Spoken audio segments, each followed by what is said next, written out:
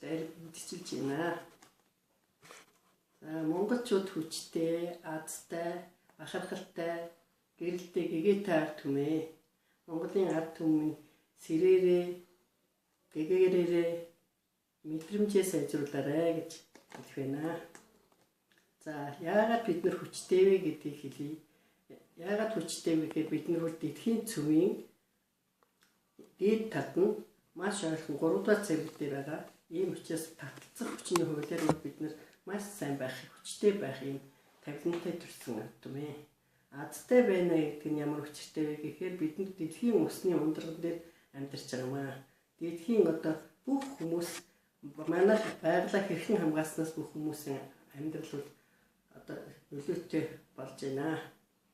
За бахархалтай ард түмэн гэж юугаараа бахархах юм бэ гэхээр бид нар анхдагчаараа бахархах юм аа. Бид нар бол их газарт амьдарч байгаа. Нэгдүгээр, хоёрдугаар болохоор Монголын говьоос одоо хүмүүс хүн төрлөختөн бий болсон гэсэн ийм нотлогоо гарч ирж байгаа.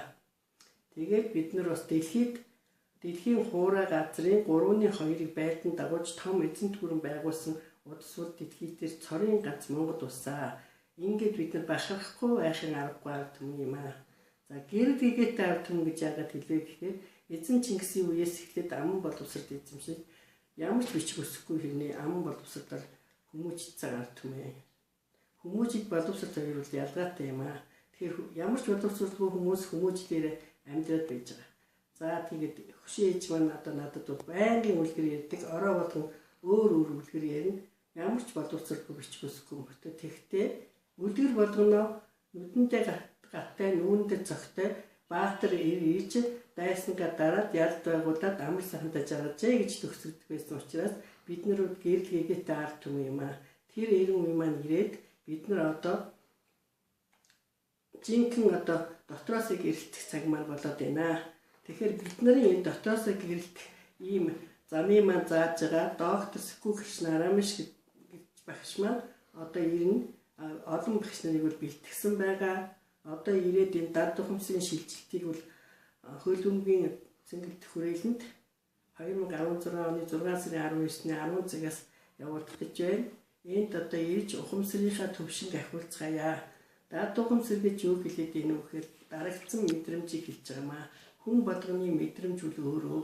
Тийм учраас хүн өөрийнхөө хэрээр одоо багшийн тэр дадал зааж сургаж дадлаа олгож шууд одоо ухамсарын төвшингийг ахиулах ийм юм явагдахад үйл ажиллагаа явагдахад хүн болгон өөрийнхөө хэмжээгээрээ төвшин ахинаа.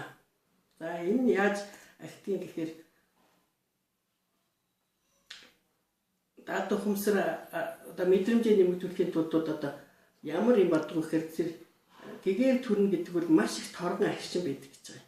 Ганцхан торгон агшинд гэгээрхээ хөвлөгийг. Тийм учраас гэгээгч хүн гарч мэдэх юм, эрүүлжигч хүн гарч ирж мэдэх юм хүн болгон ямар хэмжээнд вэ нүү тэрний шанганыхаа хэрээр одоо багшийн энэ сайхан юмыг хүлээж авах нь шүү дээ. Тэгэхээр энэ сайхан алтан боломжийг битгий алдаарай гэж захих байна. За тэгээд та бүхэнд амжилт хүсье.